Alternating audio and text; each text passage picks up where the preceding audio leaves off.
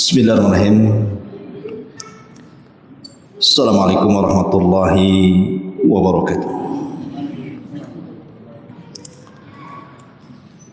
Alhamdulillah. Alhamdulillahilladzi hamdan katsiran tayyiban mubarakan fihi kama yuhibbu rabbuna wa yardah. Asyhadu an la ilaha illallah wahdahu rabbi la syarika lah wa asyhadu anna Muhammadan abduhu wa rasuluhu alladzi la nabiyya ba'dah. Rabbi israh li sadri wa yassir li amri wahlul 'uqdatam min lisani yafqahu qawli, amma ba'd. Ma'asyiral muslimin wal muslimat yang dimuliakan Allah Subhanahu wa taala. Biasa malam Ahad kita mengkaji Siratul Mustafa, sejarah Nabi sallallahu alaihi wasallam. Tapi malam ini kita akan membahas satu hadis Nabi, di mana hadis ini dikeluarkan oleh Imam At-Tirmidzi dan dinyatakan hadisun hasanun sahih. Hadis ini dinyatakan hasan sahih dari sahabat Abi Hurairah radhiyallahu anhu. Qala Rasulullah sallallahu alaihi wasallam,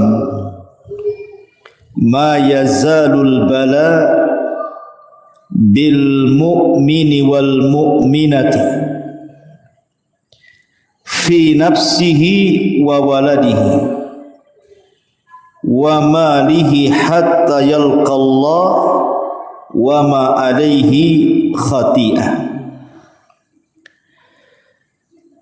Kata Nabi sallallahu alaihi wasallam, akan senantiasa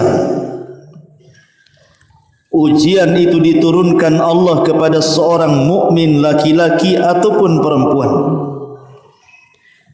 baik kepada dirinya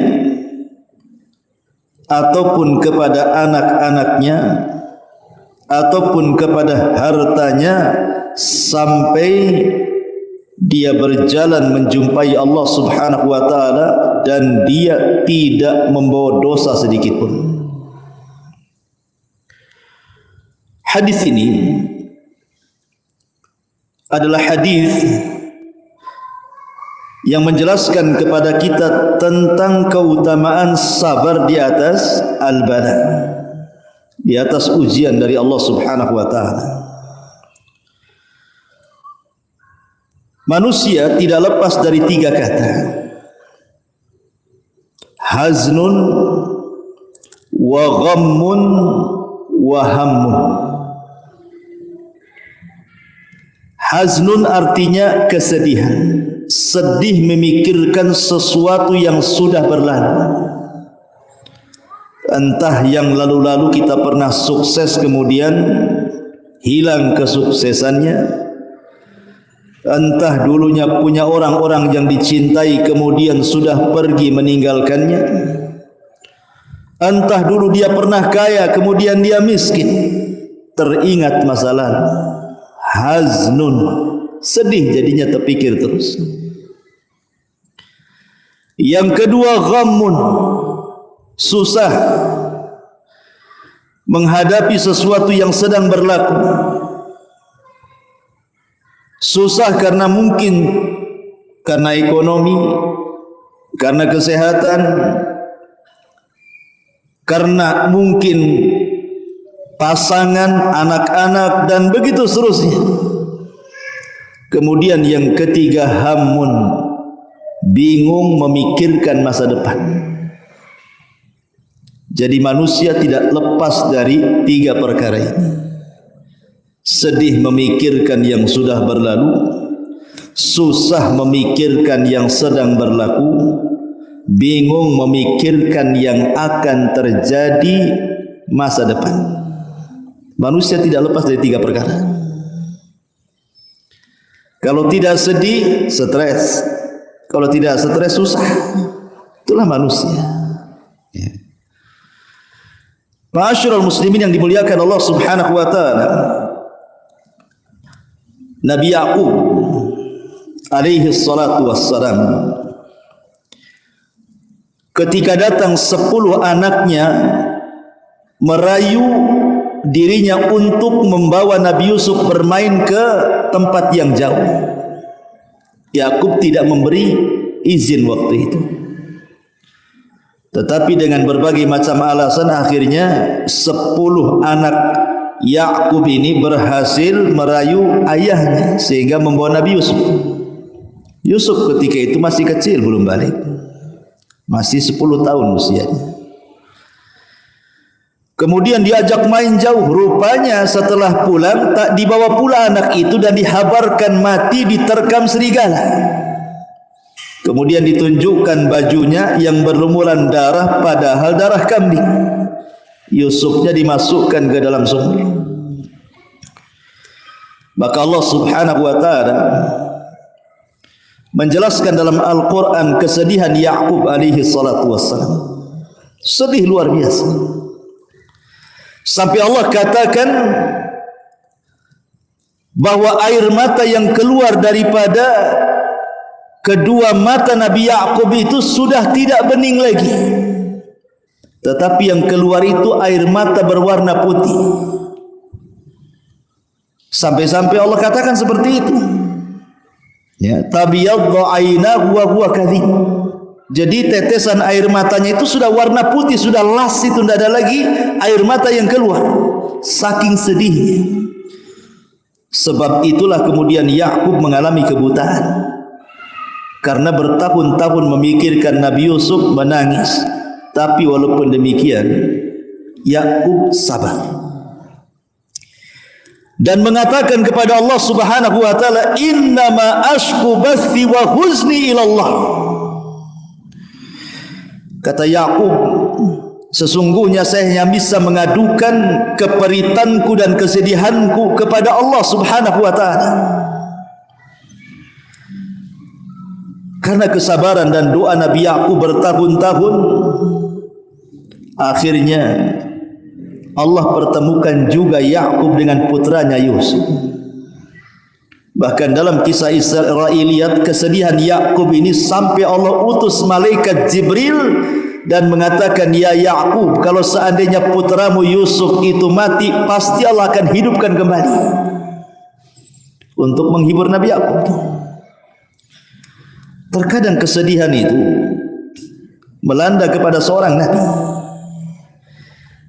tetapi yang kita contoh bukan kesedihannya, bagaimana dia menghadapi kesedihannya, sabar dan terus mengadukan kepada Allah Subhanahu wa taala. Karena begini, ma'asyiral muslimin, kalau kita lihat di masyarakat, ada orang-orang yang tidak tahan apabila ditimpa musibah, contoh umpamanya sakit yang berkepanjangan. Setahun tak sembuh, 2 tahun tak sembuh, 10 tahun tak sembuh. Akhirnya apa? Merasa merepotkan orang lain, dia pun berangan-angan ingin mati pula dia. Banyak orang kayak gitu. Daripada saya merepotkan orang, mati sajalah. Atau mungkin orang yang dicintainya mati, dia punya anak si mata wayang mati, dia pun ingin mati juga. Ada juga yang seperti itu tuh. Padahal ketika pamannya Nabi SAW, Abbas ibn Abdul Muttalib, detik-detik wafatnya itu sedang sakit parah. Abbas itu sedang sakit parah. Nabi berusaha untuk menghibur di sampingnya. Kemudian Abbas karena tidak tahan, dia mengucapkan sesuatu dan Rasul mendengarnya. Apa ucapan Abbas itu?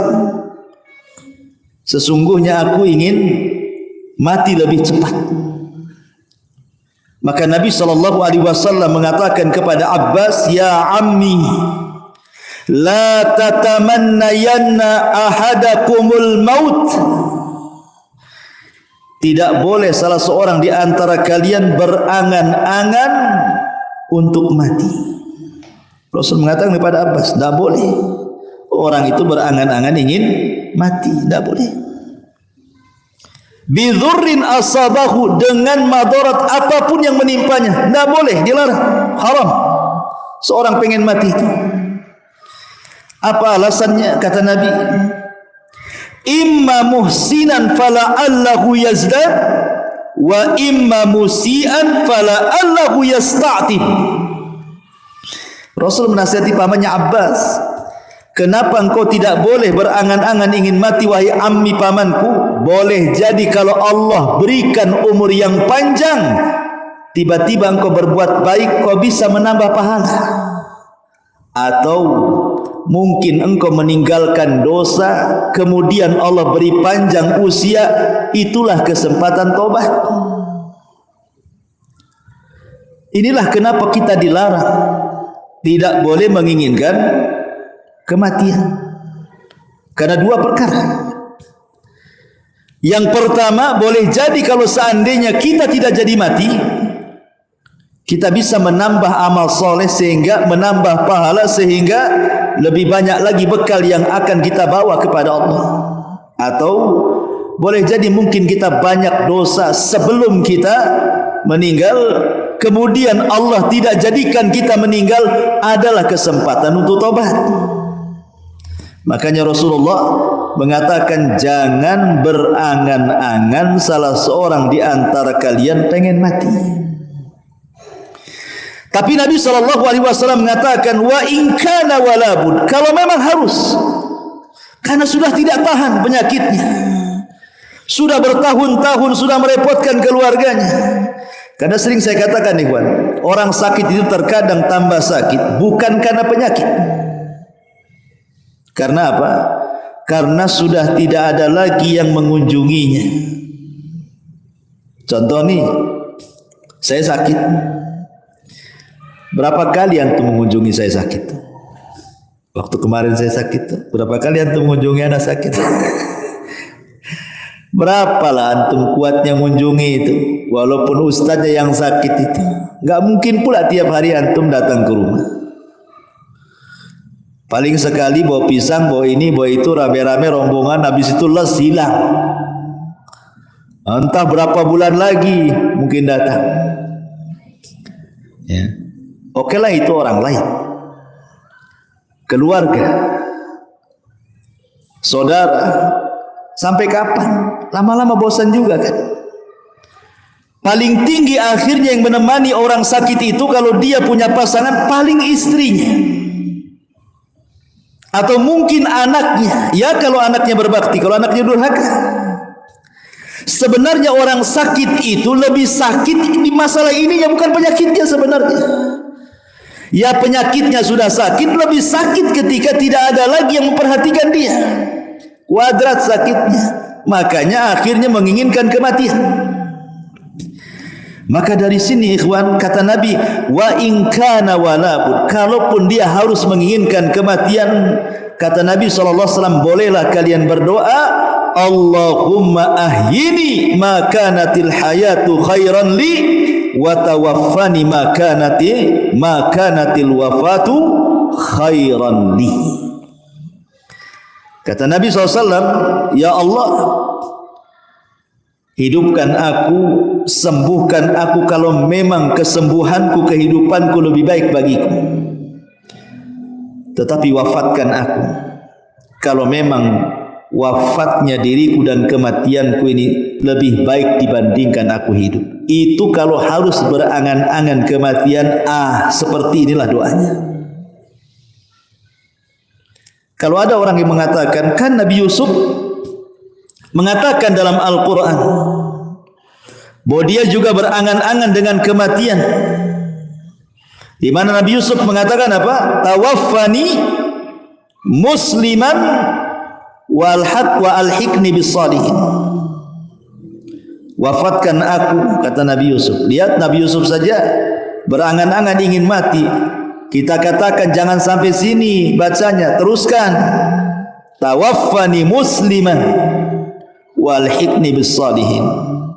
Kata Nabi Yusuf, ya Allah, kalaupun aku harus mati, matikan aku dalam posisi muslim dan gabungkan aku bersama orang-orang soleh. Artinya bahwa Nabi Yusuf bukan berangan-angan ingin mati, tapi kalau harus mati gitu maksudnya, maka matikan aku dalam posisi muslim dan libatkan aku dengan orang-orang saleh, persis seperti firman Allah Subhanahu wa taala, ya ayyuhalladzina amanu taqullaha haqqa tuqati wa la tamutunna illa wa antum muslimun.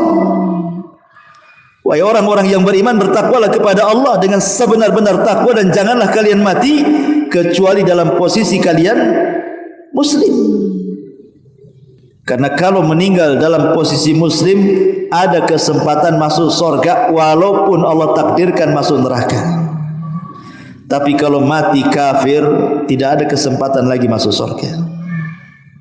Makanya kita meminta kepada Allah agar jangan sampai mati kecuali muslim menyembah Allah, sebagaimana Nabi Yaqub alaihi salatu wassalam, Allah katakan am kuntum syuhada idh hadara Yaqub al-maut idh qala li banihi ma ta'buduna min ba'di qalu na'budu ilahaka wa ilaha abaika Ibrahim wa Ismail wa Ishaq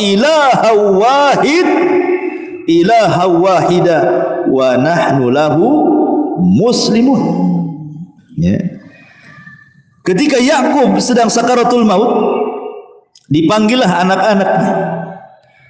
Kemudian Yakub berwasiat, wahai anakku, apa yang kalian akan sembah sepeninggalku? Maka anak-anaknya mengatakan, wahai ayahku, kami akan sembah Tuhanmu dan Tuhan bapamu Ibrahim, Ismail, Ishak, itulah Tuhan yang esa. Wa nahnu lahu muslimun, dan kami senantiasa lahu kepada Allah muslimun, berserah diri. Kami muslim. Ma'asyiral muslimin yang dimuliakan Allah Azza wa Jalla, intinya bahwa di sini Allah Subhanahu wa taala ingin mengatakan bahwa begitulah sifat seorang muslim kalau ditimpa musibah. Jangan pernah berangan-angan dengan sebuah kematian. Kalaupun harus berangan-angan, bercita-citalah mati dalam posisi Islam. Ini bala yang pertama, bala kepada diri sendiri. Jadi kalau Allah takdirkan, Allah berikan bala kepada diri sendiri, jangan sampai berangan-angan kematian. Tidak boleh. Ya. Ma'asyiral muslimin yang dimuliakan Allah Azza wa Jalla, dahulu di zaman Rasul ada wanita namanya Ummu Sa'ib. Ada wanita namanya Ummu Sa'ib. Ummu Sa'ib ini kena penyakit humma. Humma itu demam, panas, kepalanya sakit. Ya, dan kita sering mengalami kan, kepalanya kok sakit kan, atau demam gitu kan. Jadi dia sampai mengadu-ngadu. Aduh, bahasa kita. Ya. Jadi Nabi SAW ketika lewat kepada Ummu Sa'ib bertanya, malaka ya Ummu Sa'ib, ada apa dengan kau ya Ummu Sa'ib? Kenapa engkau mengerung seperti ini? Maka Ummu Sa'ib mengatakan, qalat humma la barakatallah, katanya. Penyakit humma, demam, wahai Rasul, semoga Allah tidak berkahi penyakit itu. Apa kata Rasul? Ya Ummu Sa'ib, la tasubbil humma, jangan celak penyakit demam. Nabi melarang, tidak boleh mencela penyakit di sini. Enggak boleh, kalau antum lagi sakit kepala jangan dicela. Demam tak boleh, kata Rasulullah, tasubbil humma, jangan cela penyakit kepala. Demam, meriang jangan. Kenapa? Fa innaha tudhibu khataya ibni Adam kama yudhibul kiru khabasal hadid. Karena penyakit demam, meriang, sakit kepala itu bisa menghilangkan kesalahan-kesalahan anak Adam seperti api bisa menghilangkan karat besi. Kan banyak di antara kita ini mencela penyakit, saking keras sampai ditepuk-tepuk tuh kepala tuh. Sabar saja. Makanya kata Nabi SAW, isbir wahtasib, Kalau Allah Subhanahu wa taala memberikan bala kepada kita ujian, pertama sabar, yang kedua mintalah pahala dengan penyakit itu kepada Allah.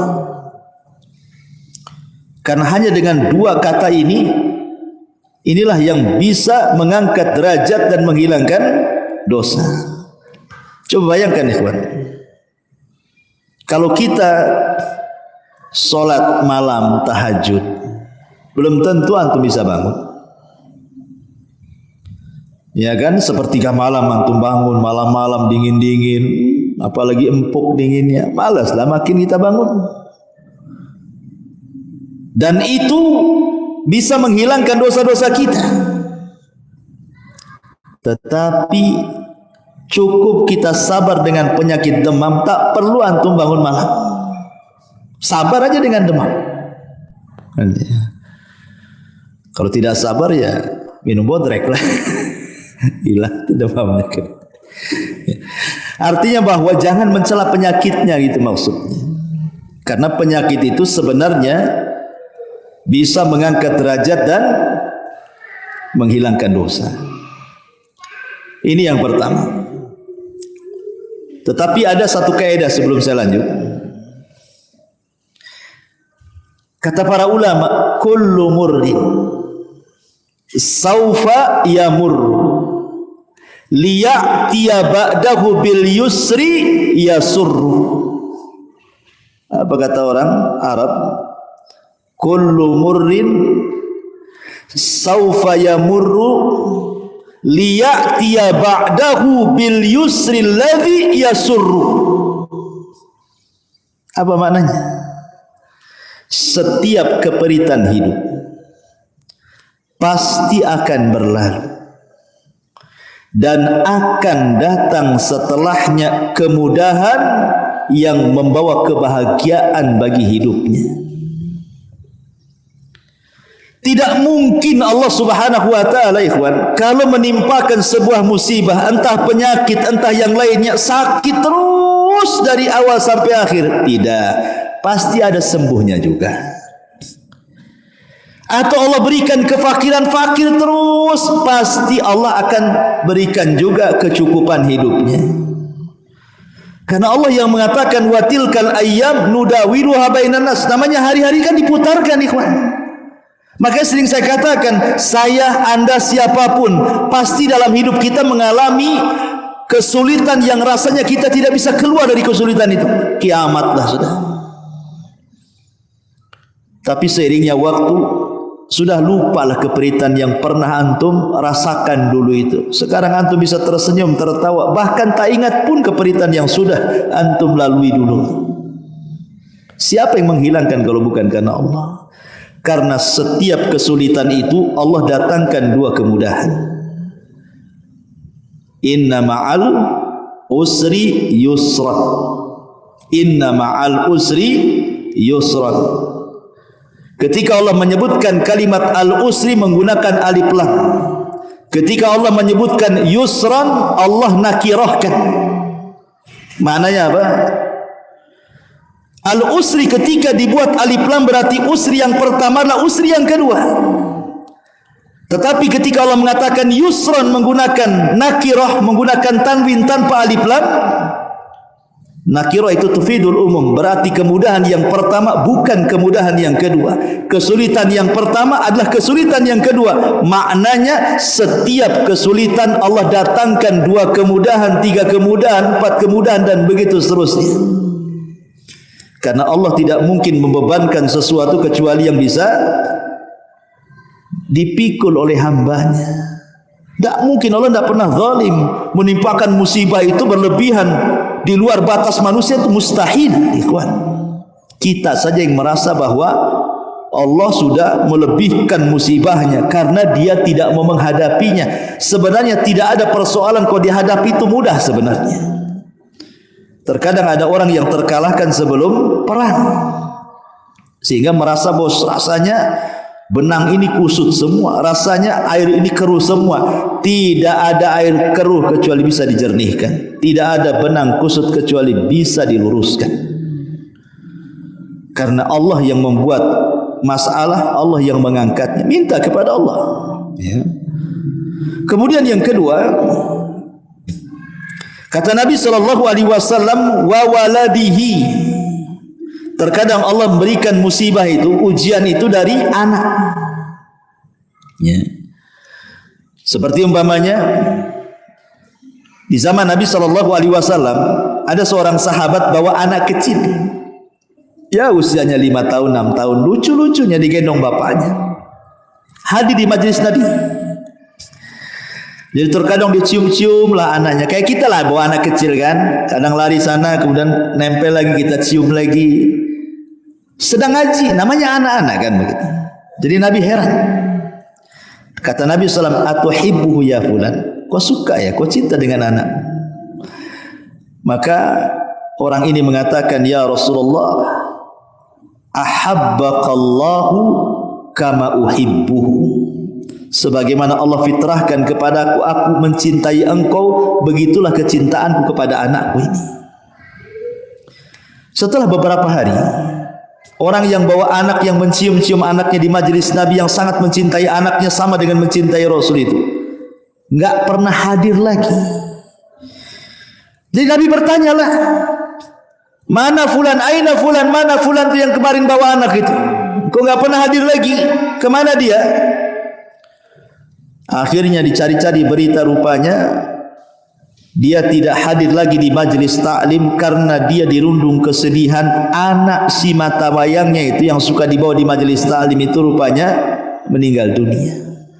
Sedihlah dia, enggak tahan dengan kesedihannya sehingga tidak sanggup melangkahkan kaki ke majelis Nabi. Akhirnya kemudian Nabi SAW datang ke rumahnya, berusaha menghibur, takziah. Kemudian kata Nabi SAW, ya fulan, bagaimana kalau Allah berikan 2 pilihan kepadamu? Allah hidupkan anakmu wa tumatti' bihi, dan engkau bersenang-senang dengan anakmu di dunia, atau kata Nabi SAW,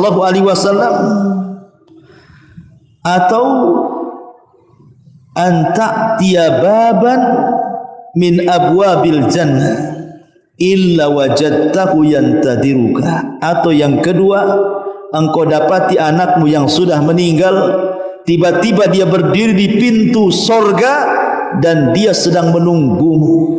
Milih mana?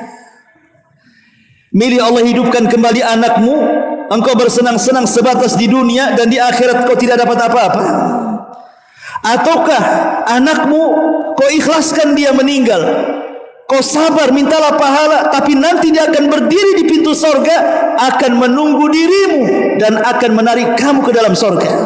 Milih mana? Kata Rasul. Akhirnya anak muda ini mengatakan, ya tentu memilih anakku berada di pintu sorga. Hilang kesedihannya. Makanya suatu ketika Allah Subhanahu wa ta'ala dalam hadis qudsi bertanya kepada para malaikat pencabut nyawa.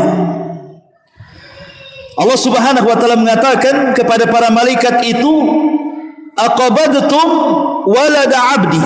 Hei malaikat-malaikatku, apakah engkau sudah mencabut nyawa anak dari hambaku? Kata malaikat pencabut nyawa, na'am ya Rasul, tentu wahai na'am ya Rabb, tentu ya Rabb.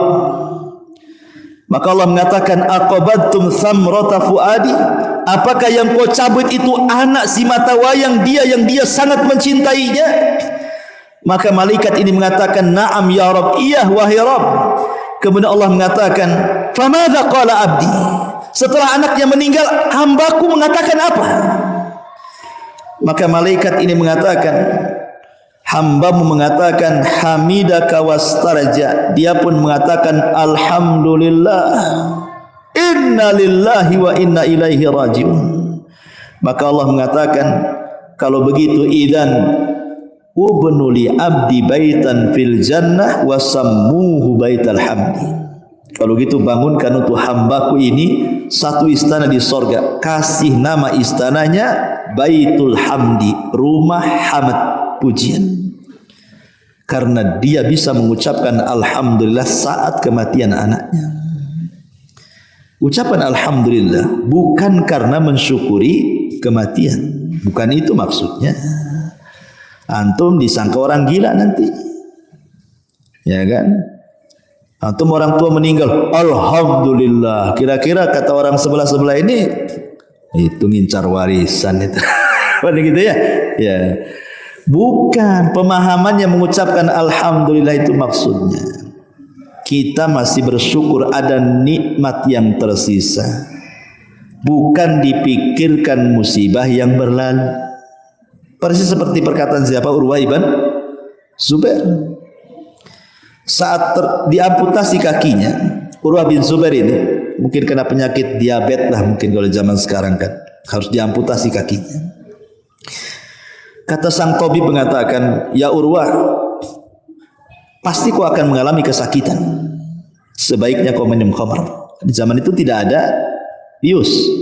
Biusnya minum khamr untuk mengurangi sakit, biar mabuk, biar pusing, baru potong.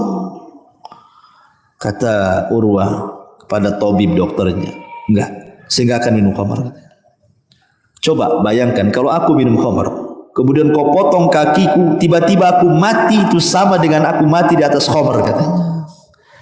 Kata dokter, enggak ada cara lain harus seperti itu masalahnya.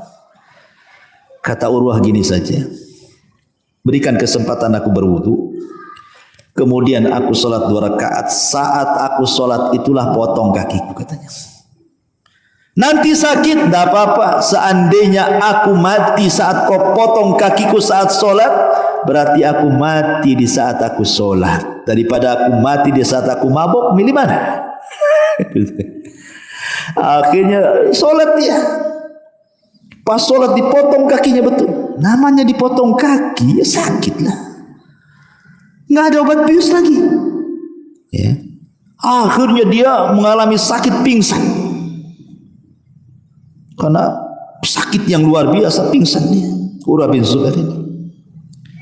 Kemudian sang dokter pun berusaha kemudian menyadarkan Urwah bin Zubair. Subhanallah, Allah masih selamatkan dia. Siuman. Saat siuman itu datang pula kabar yang kedua, anaknya meninggal. Barusan dipotong kakinya, setelah itu anaknya pula meninggal. Makanya sering saya katakan, ikhwan, terkadang Allah memberikan musibah itu ada yang sifatnya beruntun tuh. Satu belum selesai datang yang lainnya, satu belum selesai datang pula yang lain lagi. Makanya penting kesabaran. Tapi Urwah mengatakan, alhamdulillah summa alhamdulillah, katanya. Aku mengucapkan alhamdulillah karena telah terpotong kakiku, dan aku mengucap alhamdulillah karena kematian anakku, katanya. Tabib heran, kenapa dia mengatakan alhamdulillah? Kemudian dikatakan, kenapa engkau mengucap alhamdulillah wahai Urwah? Kata Urwah, kau tidak lihat badanku, katanya. Aku punya tangan 2, punya kaki 2. Kalau baru dipotong 1 masih ada 3, katanya. Alhamdulillah masih ada 3, katanya. Kan itu.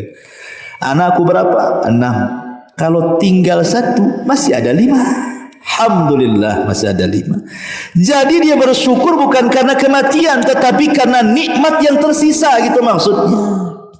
Dia masih mengucapkan alhamdulillah. Adapun kemudian kepada musibah yang sedang melanda dia, dia mengatakan inna lillahi wa inna ilaihi raji'un.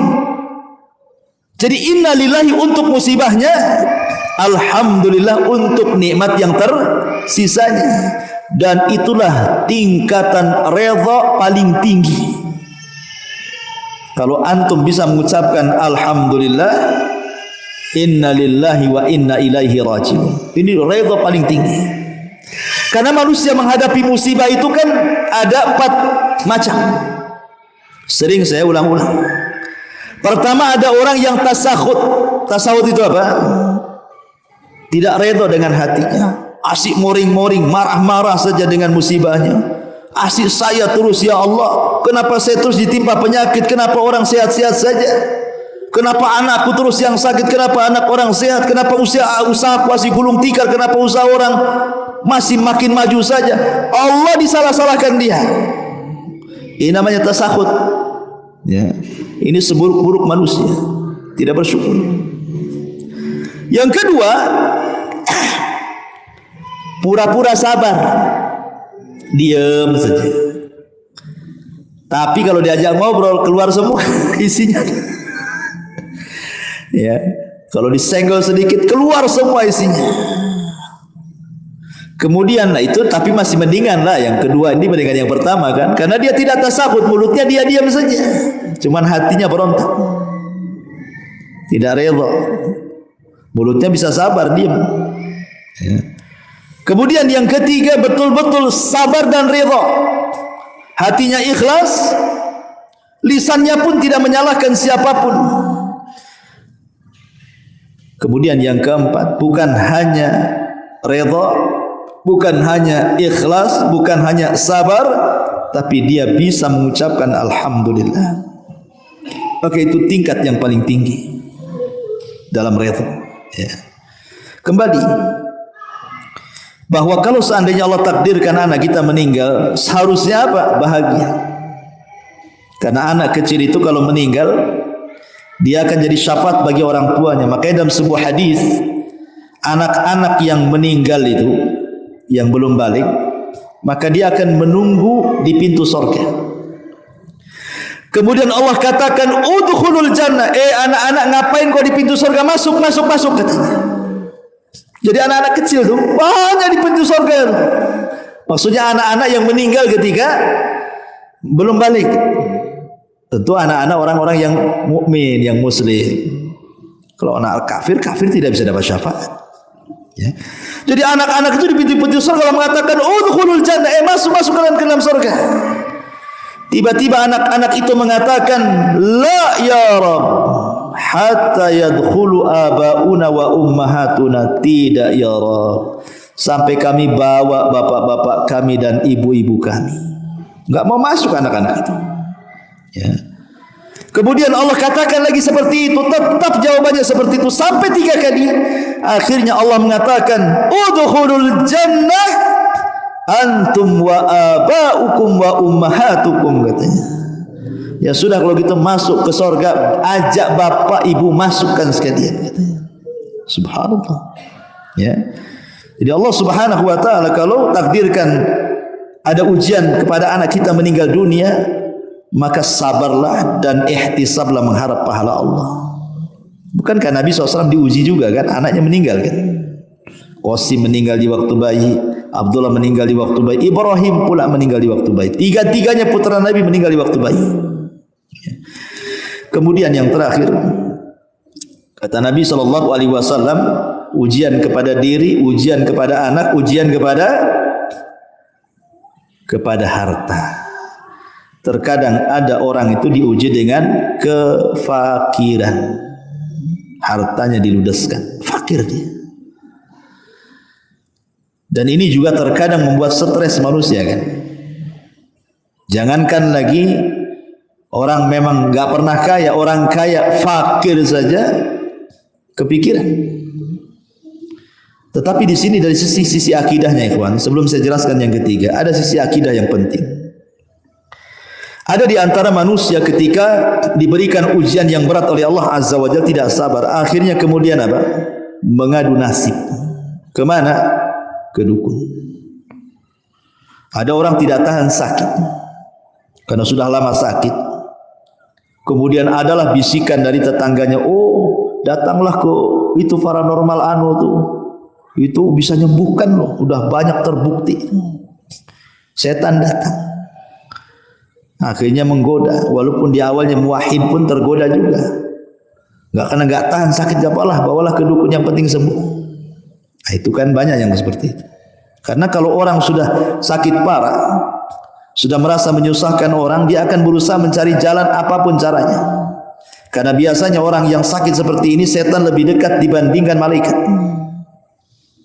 Ataupun orang-orang yang bangkrut usahanya, orang-orang yang gulung tikar, orang-orang yang miskin, orang-orang yang lemah iman, mereka mengadu nasib kepada siapa? Datang ke paranormal.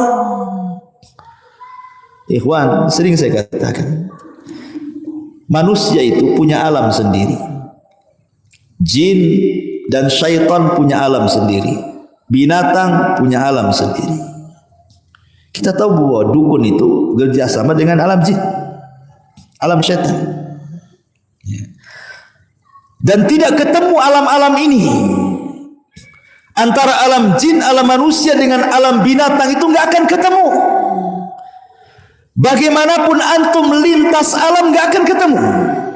Contoh, kita lihat di YouTube ada harimau nerkam kijang.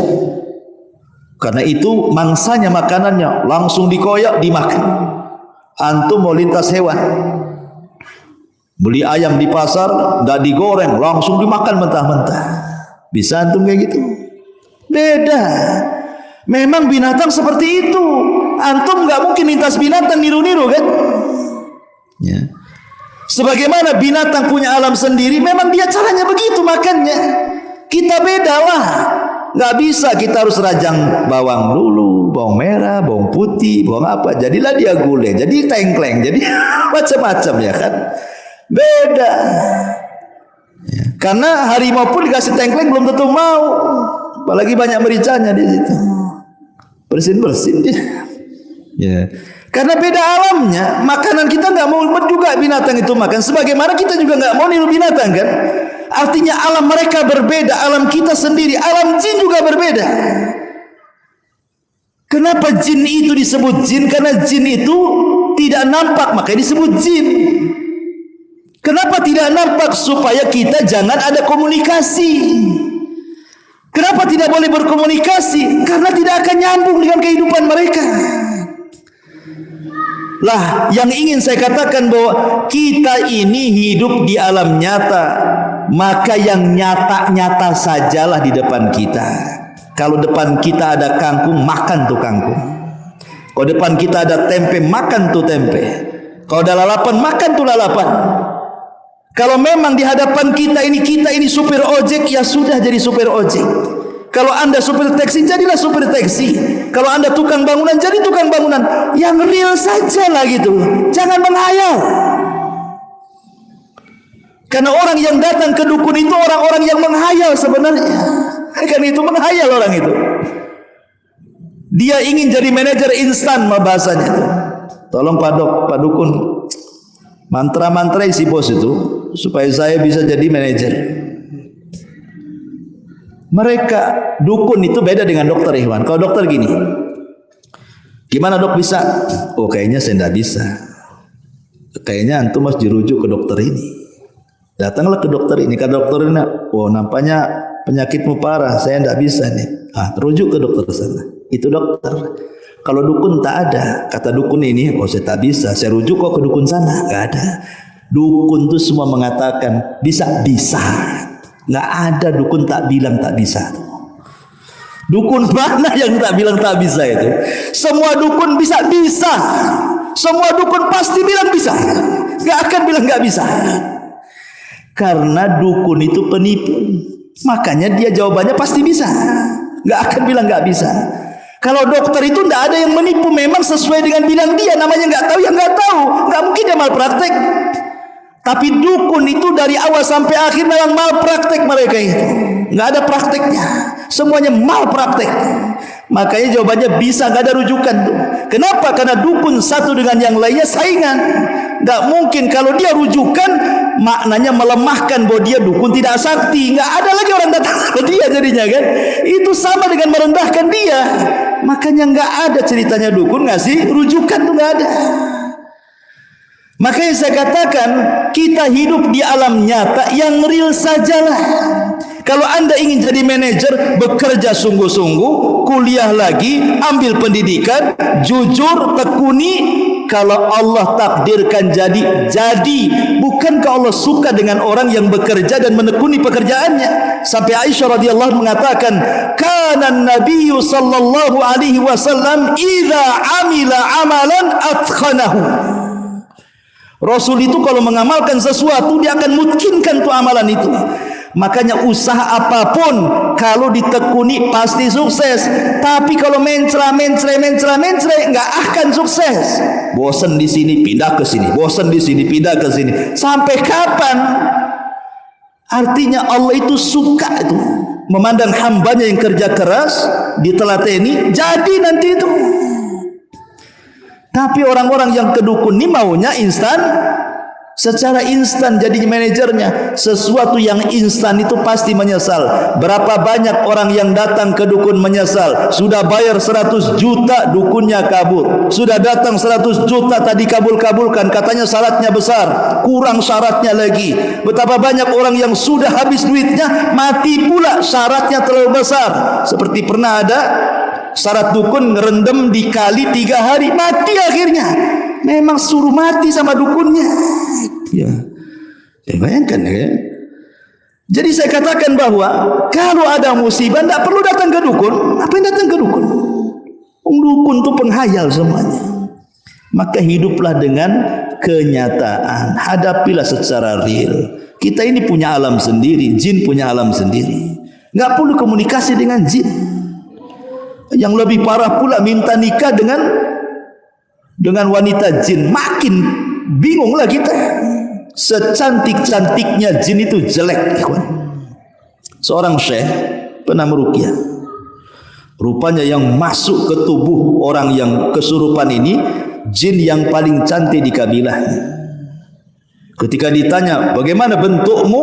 Dia mengatakan, "Aku punya 9 kaki," katanya. Itu jin yang paling cantik itu, kakinya 9. Kira-kira nih antum dijodohkan dengan model paling cantik, bukan jin, manusia, tapi kakinya 3, disebut cap kaki 3. Kira-kira mau nggak antum?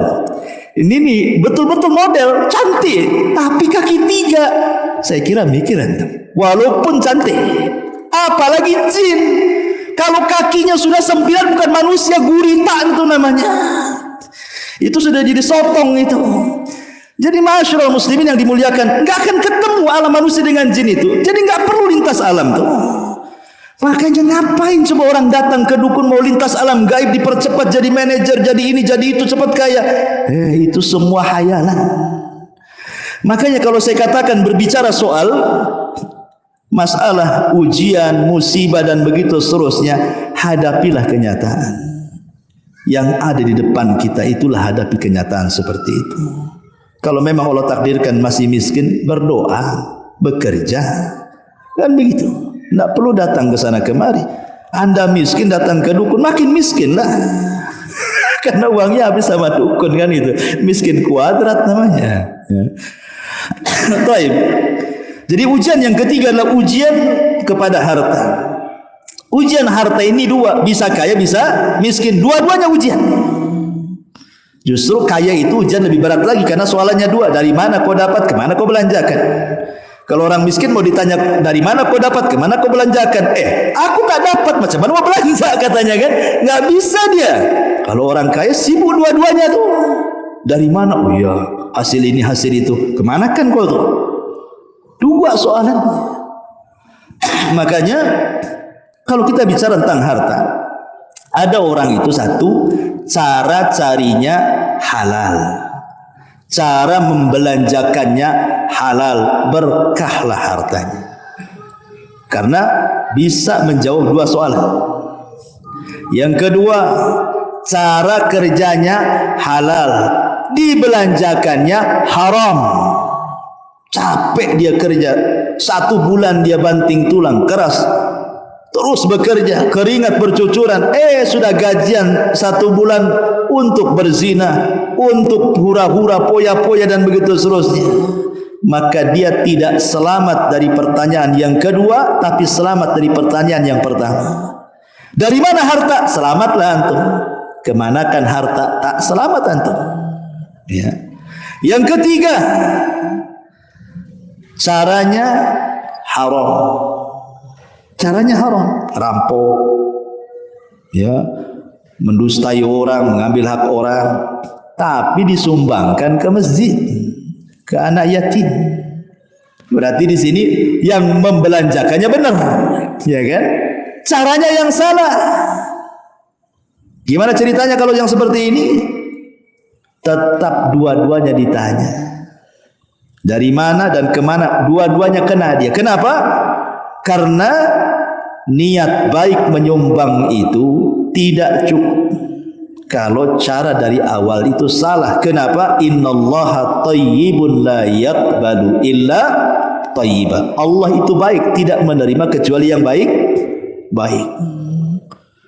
Tapi yang paling parah yang keempat, caranya sudah salah, dibelanjakan pula untuk yang salah. Dapat uang dari togel untuk masang togel.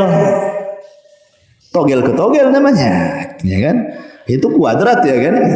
Atau dapat uang dari judi untuk berzina, untuk minum khamar, untuk ini. Udah enggak berkah tuh hidupnya. Ya. Intinya ikhwatu fillah muliakan Allah Azza wa Jalla. Sebelum saya tutup, sudah malam juga. Ada firman Allah Azza wa Jalla surah Zuhruf ayat 32. Allah mengatakan, ahum yaqsimuna rahmata rabbik. Nahnu qasamna bainahum ma'isyatahum fil hayatid dunya wa rafa'na ba'dahum fawqa ba'din darajat liyattakhidha ba'duhum ba'dan sukhriyah wa rahmatu rabbika khairun mimma yajma'un. Apakah mereka yang membagi-bagi rahmat Tuhanmu? Kamilah yang menentukan penghidupan mereka dalam kehidupan dunia. Dan kami telah meninggikan sebagian mereka atas sebagian yang lain. Maksudnya ada kaya dan miskin. Untuk apa? Supaya sebagian mereka memanfaatkan sebagian yang lainnya. Kalau semua kaya, siapa yang mau bekerja? Orang kaya tak mau bekerja. Kalau semua miskin, tak ada yang mau bekerja juga. Mau gajinya pakai apa? Ketika ada orang kaya, ada orang miskin, berarti saling menghajatkan. Orang miskin butuh orang kaya untuk gajinya, orang kaya butuh orang miskin, butuh tenaganya. Disitulah saling memanfaatkan. Sehingga orang kaya tidak boleh sombong dengan kekayaannya, karena anda berhajat kepada orang fakir. Orang fakir harus tetap tawadu, tidak perlu sombong juga, karena anda juga butuh uang dari orang kaya. Artinya bahwa kaya miskin sama saja di sini. Saling berhajatkan, membutuhkan satu dengan yang lainnya. Barulah stabil kehidupan manusia itu. Karena kata Allah Subhanahu wa taala, "Lau basatallahu rizqa li ibadihi labaghaw fil ardi." Ada sebagian hamba-hamba Allah, ikhwan, kalau Allah berikan kekayaan makin kufur dia. Tapi ada sebagian hamba-hamba Allah, kalau Allah miskinkan makin kufur dia. Jadi ada orang-orang yang terus dimiskinkan oleh Allah. Ada orang-orang yang terus dikayakan oleh Allah. Hikmahnya apa? Karena ada sebagian hamba Allah yang Allah cintai ini, dia kaya. Kalau dibuat miskin nanti dia kufur. Ada sebagian hamba Allah yang beriman, yang mencintai Allah itu, dia miskin, sengaja Allah miskinkan. Kalau dia kaya nanti dia kufur. Karena ada kaidah, al-bala tudzakiruka minallahi khairun minan naimi tunsika minallahi azza wa jalla. Seseorang di atas ujian tapi bisa mengingatkan kita kepada Allah jauh lebih baik dibandingkan antum bergelimang dengan kenikmatan tapi melupakan Allah Subhanahu wa taala. Catat ini. Antum diberikan ujian oleh Allah, tapi dengan ujian itu mengingatkan antum kepada Allah, itu lebih baik dibandingkan antum di atas kenikmatan tetapi melupakan Allah Subhanahu wa taala. Jangan-jangan itu istidraj saja. Allah sengaja membiarkan sampai ketika antum lalai, Allah wafatkan antum tiba-tiba dan antum belum bertobat kepada Allah Subhanahu wa taala. Su'ul khatimah. Baik, saya kira ini saja. Subhanallah bihamdika, asyhadu an la ilaha illa anta astaghfiruka wa atubu ilaik. Allahu ta'ala alam. Assalamualaikum warahmatullahi wabarakatuh.